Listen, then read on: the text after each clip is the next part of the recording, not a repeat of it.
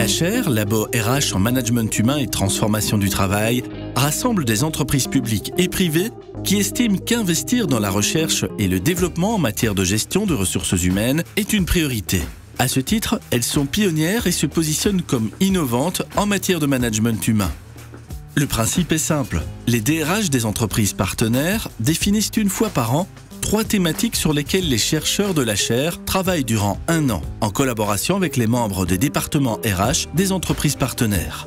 Il s'agit bien d'une co-construction de savoir. La chaire produit ainsi des connaissances scientifiques rares, innovantes et permet aussi d'interagir directement avec l'université et la formation des futurs diplômés en GRH, en organisant un cours, en proposant des stages ou encore en organisant un certificat de formation continue. C'est un véritable labo. Chaque année, une trentaine d'experts académiques et professionnels viennent partager leurs connaissances, ces conférences et séminaires étant une incitation à l'innovation au sein des entreprises participantes. Pour son titulaire, le professeur Laurent Tasquin, cette chaire atypique traduit aussi la volonté politique de ne pas dissocier la recherche scientifique en management de la réalité de la vie de l'entreprise.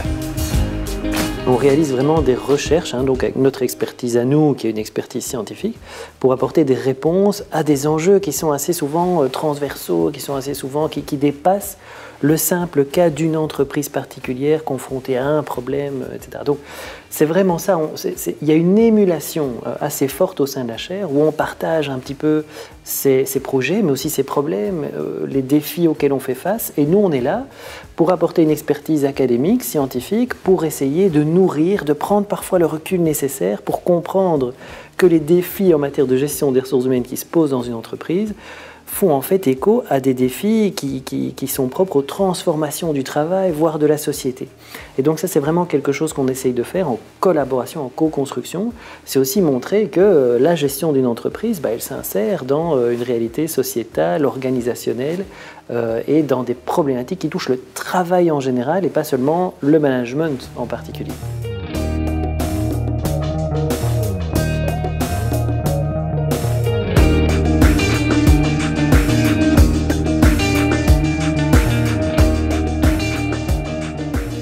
On a décidé de participer à la chaire pour 2 raisons principales.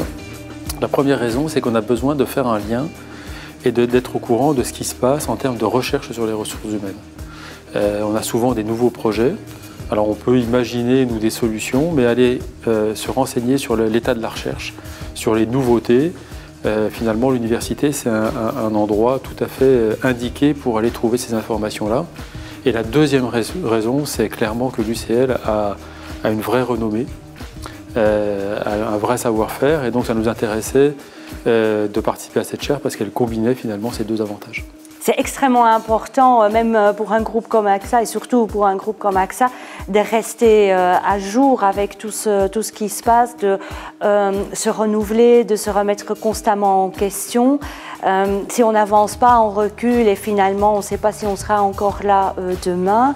Et donc, il est aussi extrêmement important qu'on aille voir à l'extérieur les bonnes pratiques qui se passent éventuellement ailleurs, quoi. Et il y en a beaucoup.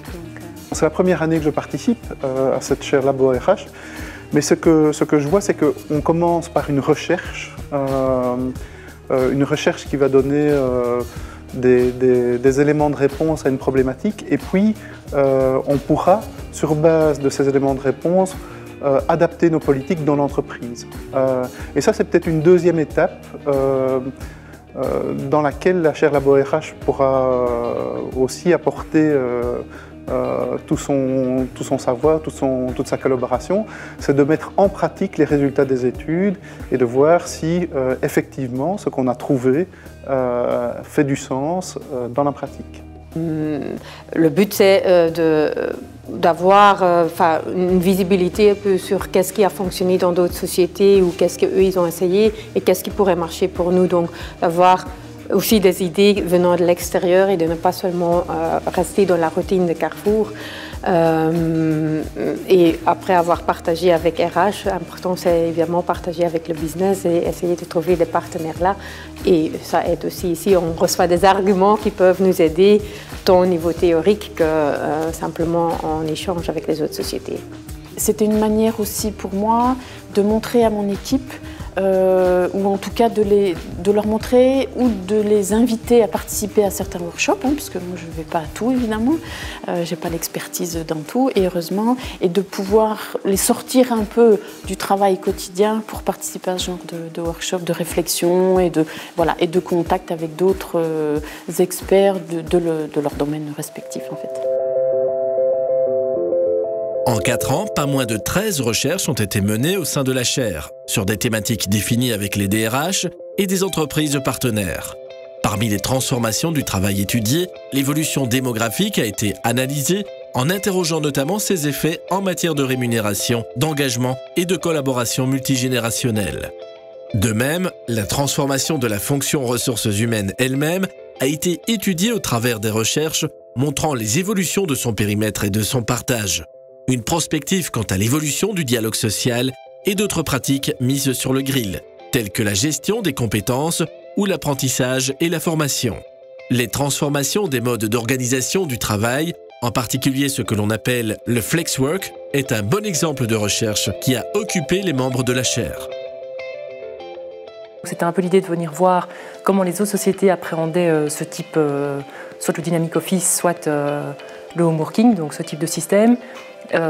Partager les bonnes pratiques tout simplement. Je pense qu'en fait, comme d'habitude, quand on est en entreprise, on imagine et on envisage beaucoup de choses, on prend beaucoup de postulats en termes de flexibilité, notamment en termes d'équilibre vie professionnelle, vie privée pour nos collaborateurs.